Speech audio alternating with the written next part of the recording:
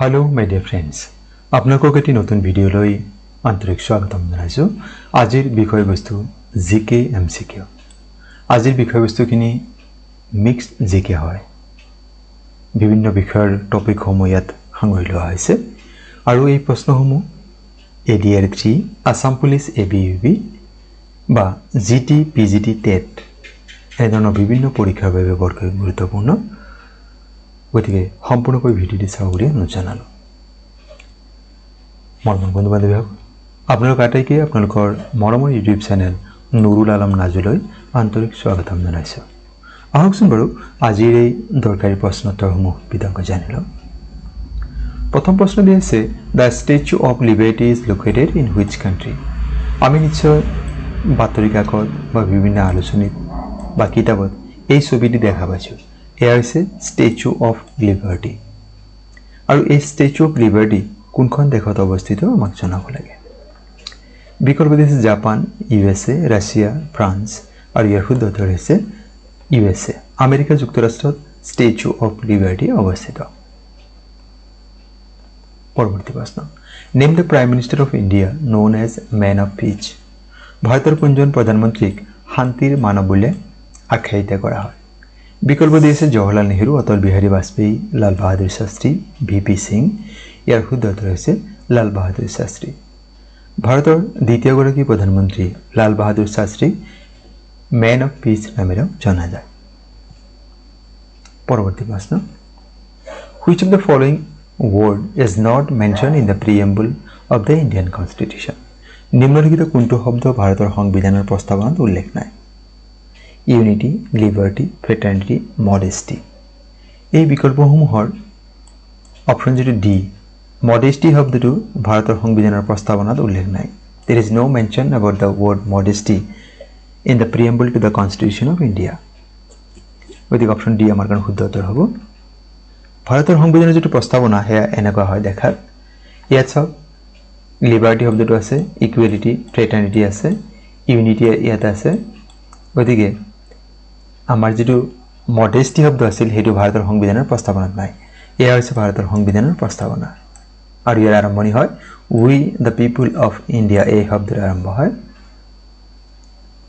পৰৱৰ্তী প্ৰশ্ন, the term shuttle cock is associated with which sports. কোনবিধ খেলৰ সৈতে শাটল কক শব্দ জড়িত হয়। Badminton, lawn tennis, football, cricket.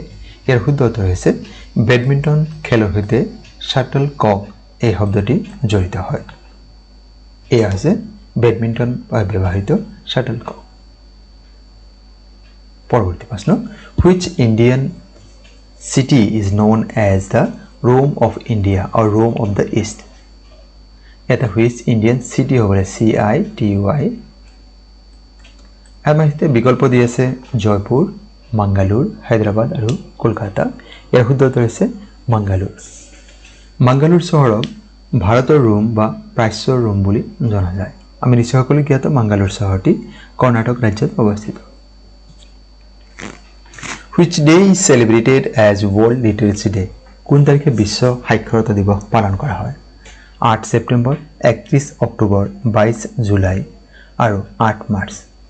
ইয়াৰ শুদ্ধ উত্তৰ হৈছে প্ৰতি বছৰে 8 মাৰ্চৰ দিনটো ৱৰ্ল্ড লিটাৰেচি ডে বা বিশ্ব সাক্ষৰতা দিৱস হিচাপে পালন কৰা হয়।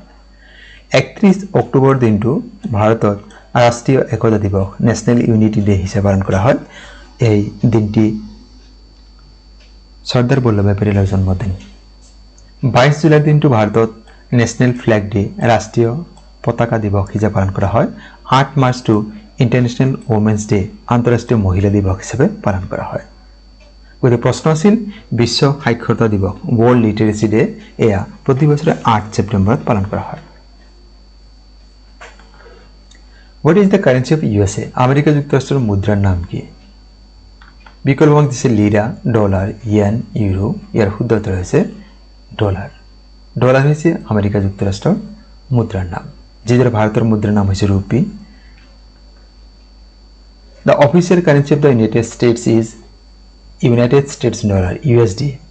আৰু ইয়াৰ প্ৰতীক হৈছে এইটো ডলাৰ চিহ্ন আৰু কাৰেঞ্চি কোড হৈছে USD। পৰৱৰ্তী প্ৰশ্ন in which of the following states of India is Cheraw dance perform ভাৰতৰ নিম্নলিখিত কোনখন ৰাজ্যত চেৰাও নৃত্য পৰিৱেশন কৰা হয় উৰিষ্যা তামিলনাডু মিজোৰাম মেঘালয় আৰু ইয়াৰ শুদ্ধ উত্তৰ হৈছে মিজোৰাম ৰাজ্যত চেৰাও নৃত্য পৰিৱেশন কৰা হয় বা প্ৰদৰ্শন কৰা হয় ইয়াৰ অন্য এটা নাম হৈছে বেম্বো ডান্স আপুনি ছবিত দেখাই পাইছে এই নৃত্যটি হৈছে মিজোৰামৰ অতি জনপ্ৰিয় চেৰাও নৃত্য চেৰাও dance is widely known as bamboo dance. It is one of the oldest traditional folk dances of Mizoram. Which gas is filled in the aeroplane tires? Aeroplane যিখিনি টায়াৰ ব্যৱহাৰ কৰা হয় এই টায়াৰত কি গেছ ভৰোৱা হয় হিলিয়াম অক্সিজেন হাইড্ৰোজেন নাইট্ৰোজেন ইয়াৰ শুদ্ধ উত্তৰ হৈছে nitrogen Aeroplane tires are filled with dry nitrogen gas instead of regular compressed air to ensure safety, stability and longevity under extreme conditions. The famous hill station Manali is located in which Indian state? জনপ্রিয় hill station Manali ভারতের কোনখন রাজ্যত অবস্থিত হিমাচল প্ৰদেশ পশ্চিম বংগ উত্তৰাখণ্ড আৰু মহাৰাষ্ট্ৰ ইয়াৰ শুদ্ধ উত্তৰটি হৈছে Manali hill station Himachal প্ৰদেশৰ এটি অতি জনপ্ৰিয় হিল স্টেশন হয়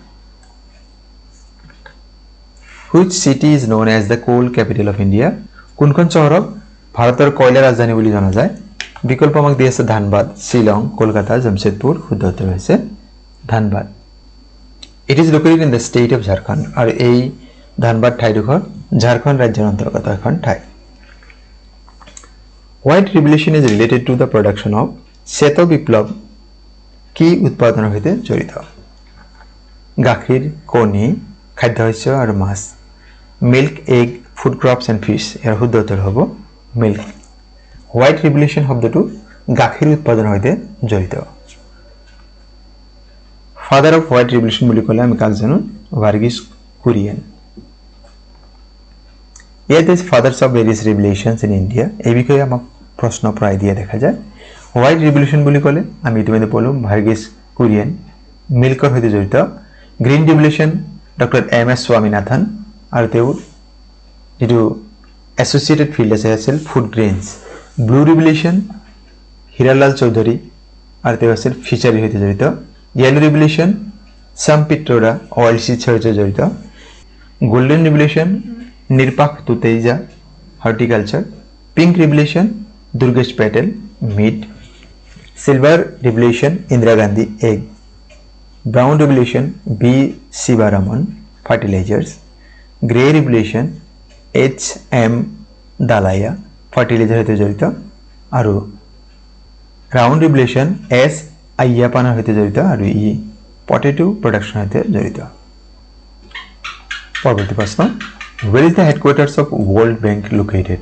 বিশ্ব বেংকৰ মুখ্য কাৰ্যালয় ক'ত অৱস্থিত Washington DC London Geneva Paris শুদ্ধ উত্তৰ হৈছে Washington DC ইয়াত বিশ্ব বেংকৰ মুখ্য কাৰ্যালয় অৱস্থিত Washington DC is the capital city of USA আৰু ইয়াত যদি DC শব্দ ব্যৱহাৰ কৰে ইয়াৰ অৰ্থ হৈছে ডিষ্ট্ৰিক্ট অফ কলম্বিয়া 2026 চনৰ ফিফা বিশ্বকাপৰ চূড়ান্ত খিতাপ কোনখন দেশে লাভ কৰিছে which team won the championship of FIFA World Cup 2026 এই বিকল্প হিচাপে দিছে পৰ্তুগাল ব্ৰাজিল আৰ্জেন্টিনা স্পেইন এৰ শুদ্ধ উত্তৰটি হৈছে স্পেইন স্পেইন দেশে আৰ্জেন্টিনাক 1-0 গলৰ চূড়ান্ত খেলত পৰাস্ত কৰে আজিৰ ভিডিঅ'ৰ অন্তিম প্ৰশ্ন Where is the headquarters of ISRO located? ISRO is Indian Space Research Organization.